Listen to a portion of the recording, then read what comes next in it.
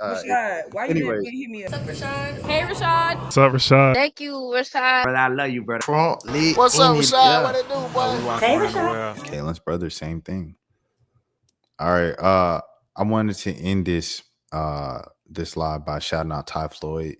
You know, her making history, it made news and headlines and stuff like that. So I wanted to make sure I at least acknowledged it and stuff like that. Give her some of that love, man.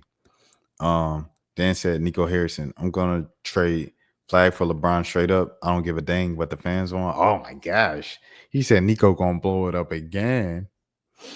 But yeah, shouts out to Awful Announcing for writing this story about Thai Floyd. Thai Floyd named Alabama A&M announcer, first full-time HBCU female voice.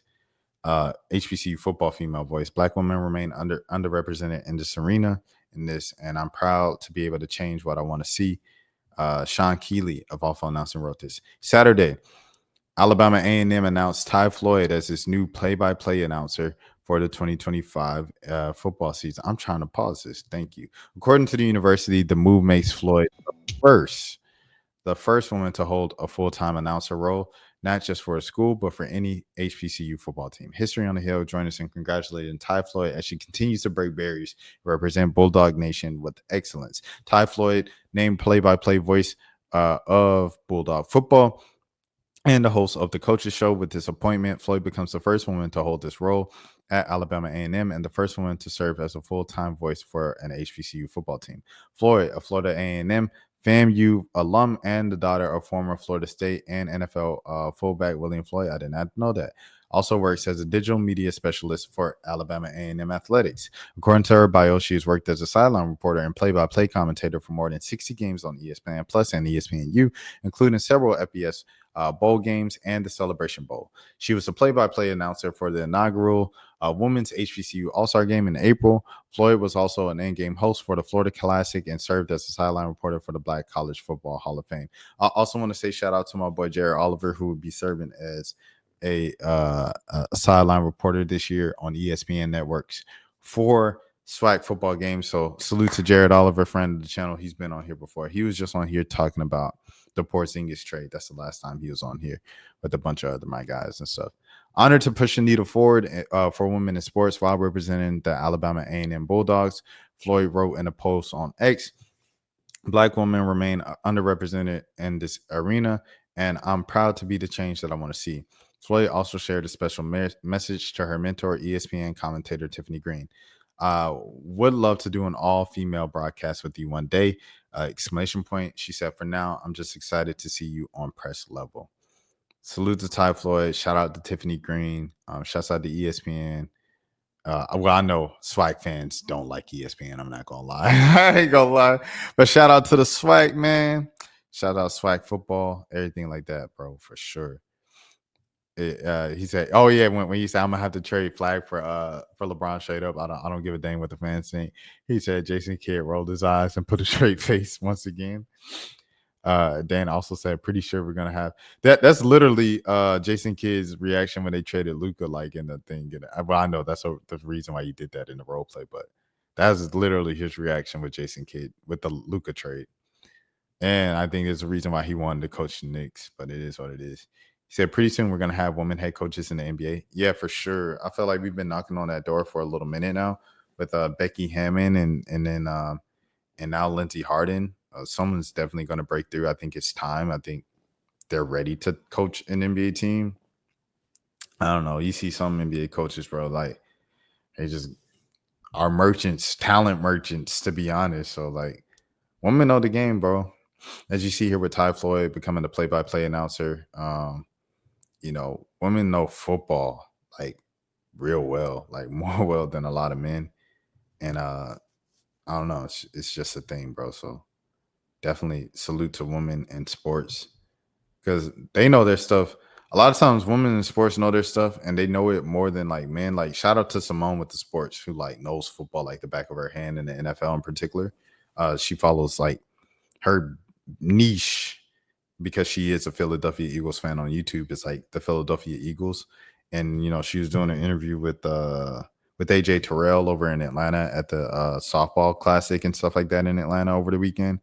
And for the All-Star break, MLB All-Star break. And like she knew all the players and stuff because like she just follows it so heavy. And I say this to say this: women follow sports and they know sports. Women in sports, they know it so well because of people like discouraging them and discrediting them. So like they go over the top to like learn about that stuff. I mean to over the top to show people like they know their stuff and be on point, and like not the fact that you know it wasn't the reason why they did it. So speaking of what Dan said, did I hear about FS1 canceling Joy Taylor shows and I Choose shows?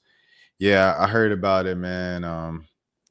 Uh the thing I think about is just like, hey, it is what it is, tough blow, but that's how it go. You know what I'm saying? You kind of your brand is tied and affiliated with certain public, what I'm saying, scandals and things of that sort. People are going to do PR, whatever they have to do to try to save their network, save their product, save their brand. So, yeah, business is business. Best of luck to Joy Taylor and everything like that. I know she's doing her own independent podcast and stuff like that. Also, if the allegations were true about you being an enabler to toxic behavior to other women within the space, I do think that is extremely problematic, and it shouldn't be sliding. I seen the thing with Shaq calling out RG3 and saying don't talk about Angel Reese like that, and apologize to Angel and let it go, and you're obsessed with Angel, and woo woo and things of that sort. I just want to say, first of all, shouts out to Shaq. He does a lot of good. I shout it out all the time. His community work, and he's nice every time I approach him, and he has time for everybody. I never see him in a rush with fans or the media. He's always has time, takes his time with everybody, gives everybody full attention, eye contact, all of the things. However, in this particular instance, I thought he still was inappropriate to his comments to Angel of like, you should play in booty shorts, especially with having his daughter play Division I basketball herself. I thought those comments were, what I'm saying? They were kind of just out of pocket, just like came across as very lustful and horny. You know what I'm saying? Like it's out of pocket. And especially the fact that Angel looks at Shaq as a uncle, a big brother figure, and he's like playing your panties. I just thought it was crazy. So I do still think like Shaq probably needs to address that too before he just continues with like, nah, y'all leave Angel Reese alone. That's a little sis. I just want her to play in her panties. I said something inappropriate the other day about Joy Taylor, and I apologize for that. But man, is her football knowledge not good? I don't watch enough Joy Taylor to tell you, to be honest, to keep it 100%. Like, I'm not going to be like, oh, she gives good takes or she gives bad takes. I just don't watch enough Joy Taylor. Like, I wasn't watching FS1 to begin with. But yeah. And this is the same story, but by HBCU Sports. I wanted to make sure I gave HBCU Sports and Black media that love as well, because this is their story at the end of the day. Alabama A&M has named the first woman in school history to be the football's team play-by-play announcer. Thai Floyd will call the Bulldogs games during the 2025 season, making her the first woman to be in the full-time role for the HBCU football team. Floyd, a Florida A&M alum, is a longtime broadcast journalist who recently served as a digital media specialist for Alabama A&M athletics. And there's the tweet. She has an extensive experience covering high school, collegiate, and professional sports, according to her biography on the Alabama A&M athletics website. Her work has been featured in NBC Sports Philadelphia, HBCU Legends on Sports Illustrated, and ESPN's Inscape. She has also served as a sideline reporter and play-by-play commentator for ESPN Plus and ESPNU, including the FBS Bowl games and Celebration Bowl. I'm honored to push the needle forward in women in sports while representing the Alabama A&M Dogs. Bulldogs, Floyd wrote in a post on X, Black women remain underrepresented in this arena, and I'm proud to be the change that I want to see. Yeah, once again, shouts out to Thai Floyd. Shouts out to the swag, man. It should be a good season, man. I think a Southern player just got drafted in the MLB draft, and some other HBCU players got drafted as well. So shouts out to all of them getting it done. Oh, the Tennessee State coach. They're saying that Buddy might get hired. Nolan, the former guy from Duke. I had some like hateful stuff towards him, Nolan Smith. Like when he was a player at Duke, I was like, I hate Duke. Those guys are all like, I don't like them. They give like good boy vibes and things of that sort. You know what I'm saying? I was hating on him, and I called out Nolan Smith specifically. And Nolan, I apologize, brother, especially if you're about to take this Tennessee State coaching job, because that means that you really locked in and you love the culture and you love the people, man. So I wish you the best if you get the job at Tennessee State. Once again, shouts out to Eddie George for the job he did at Tennessee State. Now he's up at Bowling Green. Best of luck to him at Bowling Green. And best of luck to the other guys in the MEAC. When you think about Michael Vick and I'm about to say Deshaun Watson, Deshaun Jackson up there coaching at Delaware and Norfolk State. It should be a very fun season in the SWAC and the MEAC and HBCU football in general and HBCU athletics, man. HBCUs are going up. HBCUs have been lit. They will continue to be lit. And shouts out to my guy, Reg, man, Reggie Flood. The last time he commented was talking about the 27-year-old basketball player, college basketball player. And he has I shout out his channel before and stuff. Let me shout that out before we get out of here once again, so you guys can follow him for all the HBCU content throughout the season, throughout the fall. He's gonna have your stuff covered. I'm so tongue tied. We're at the end of the stream. Hold on. All right, let me scroll down. Yeah. Big Time Sports. Y'all make sure y'all subscribe. Big Time Sports 2309. That's my boy Reggie. He's been doing it for a long time on Facebook Live. His own show. I've called in when way back when I was working in Mississippi and covering the SWAC and stuff like that. So I make sure y'all show some love to him. Go ahead, support because I think he's transitioning over to YouTube this season.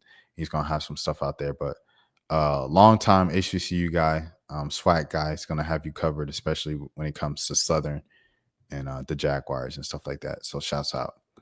Let me see. I didn't mean to say that Joy Taylor should do OF. I know that isn't right, but men look at her like she's very pretty. I mean, hey, it's some things I just got to be like, it's none of my business. It's none of my business. Whatever Joy Taylor decides to do or whatever in this life after FS1, that's on her. That's on her, man.